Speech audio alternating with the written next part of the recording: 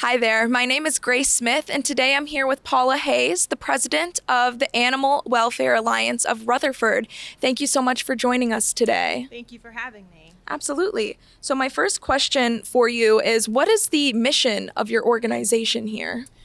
So the Animal Welfare Alliance of Rutherford, or AWAR, formed about a year ago, March. Our main mission is to advocate for improvement in animal welfare in our county.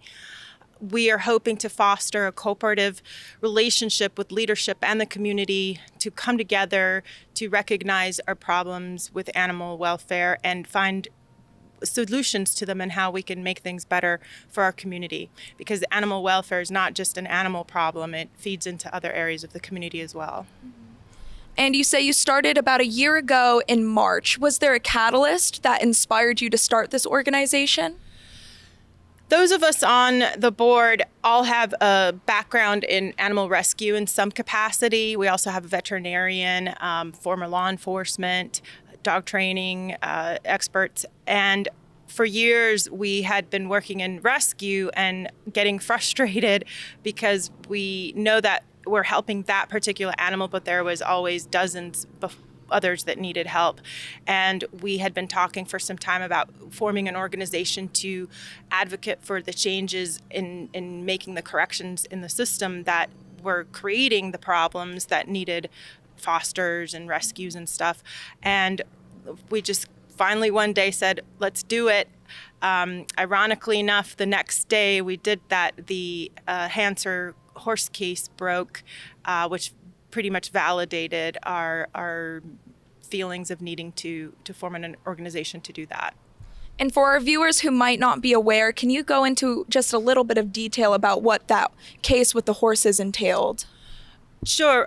Briefly, there was a lady in Bostic here in the county who was running an alleged horse rescue organization, and it had been under investigation for a couple years by our animal control because of the neglect and cruelty that they were witnessing on these horses.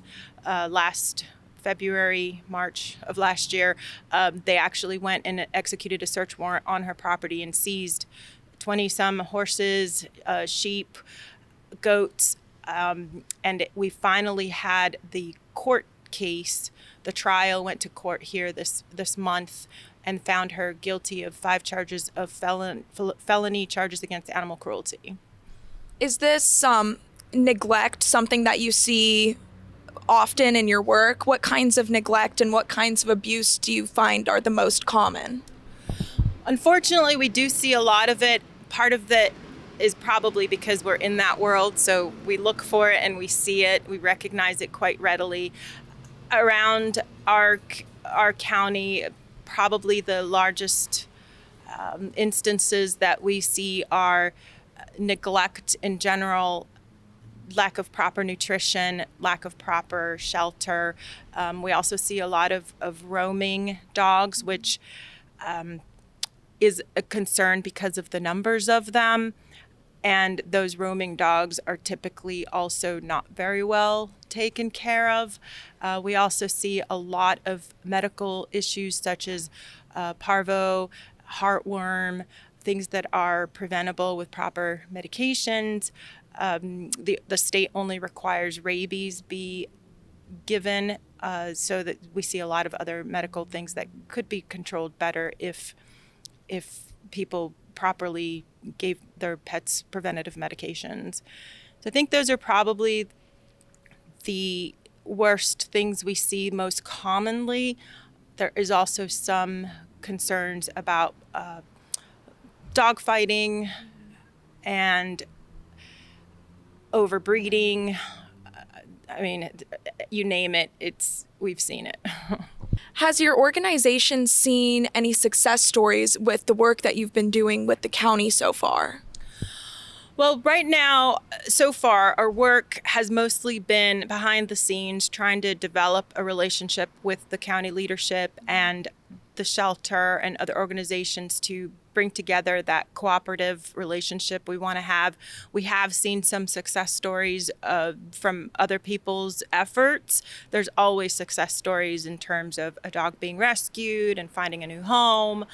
And of course, the Hanser case that had been worked on by people for years to bring to court and have a great success at court was a huge, really a key win for animal welfare in the county, because it's just one of very few cases that go to court, and especially that go to court with felony charges. That's pretty impressive.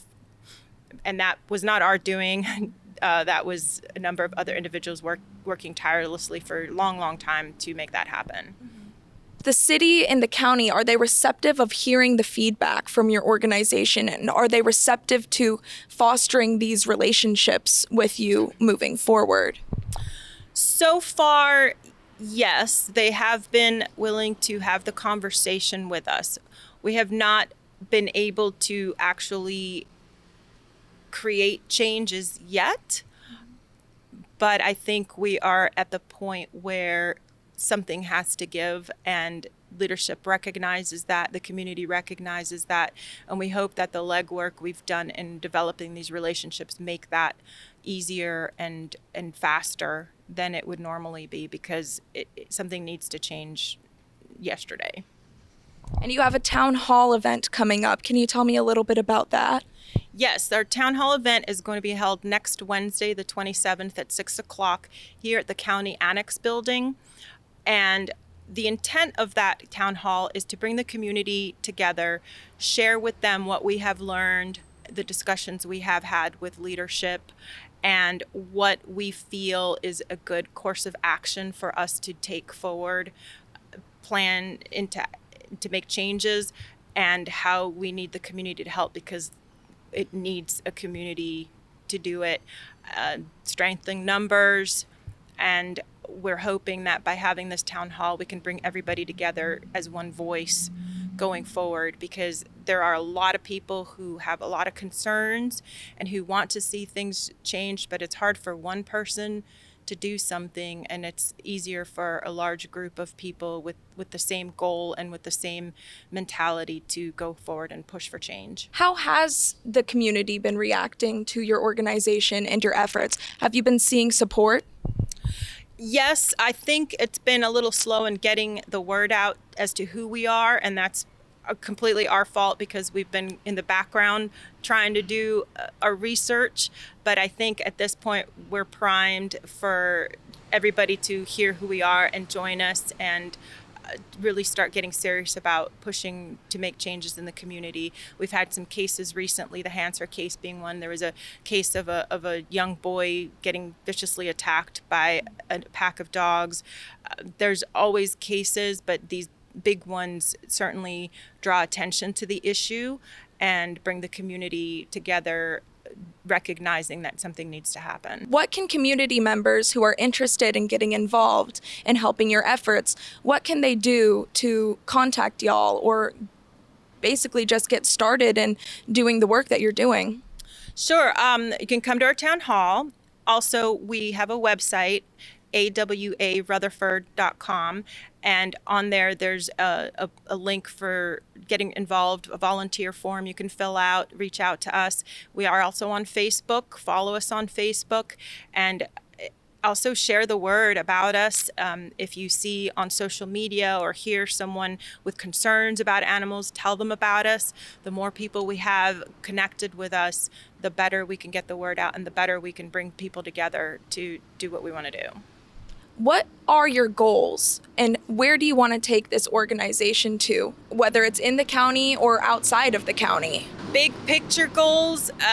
In a perfect world, we would make Rutherford County a model county for animal welfare. North Carolina as a whole is pretty low on the scale in terms of animal welfare protections. We are 42nd in the country in regards to animal welfare, and that's by a survey put out by the Animal Legal Defense Fund.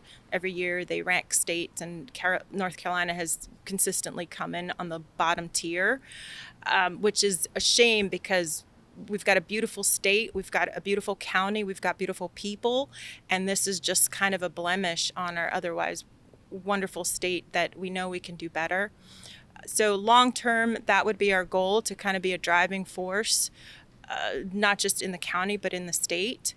And also just education, anything animal related. Of course, the sooner you learn about animals, the better for the community as a whole. So we'd love to get education in regards to animal welfare in the schools and just in the community.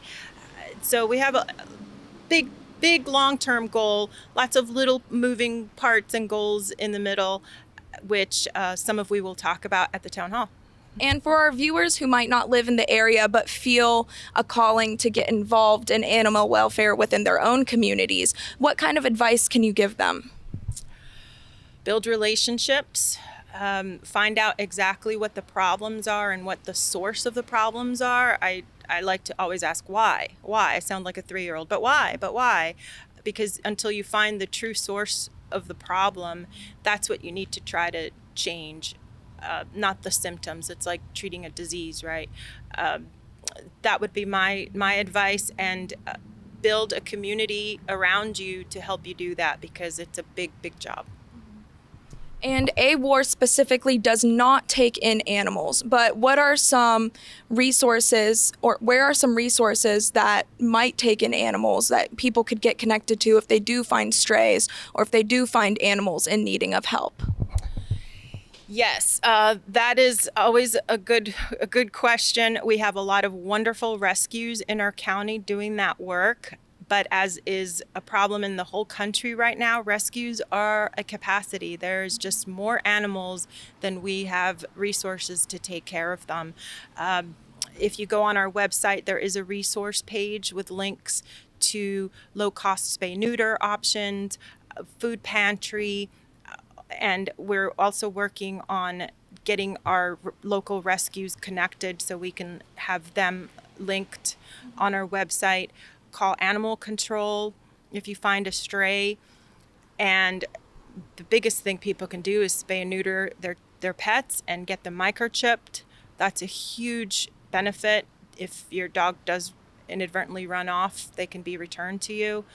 I think it's just awareness and education and wanting to recognize that animals are important. Like I mentioned before, it's not just an animal problem.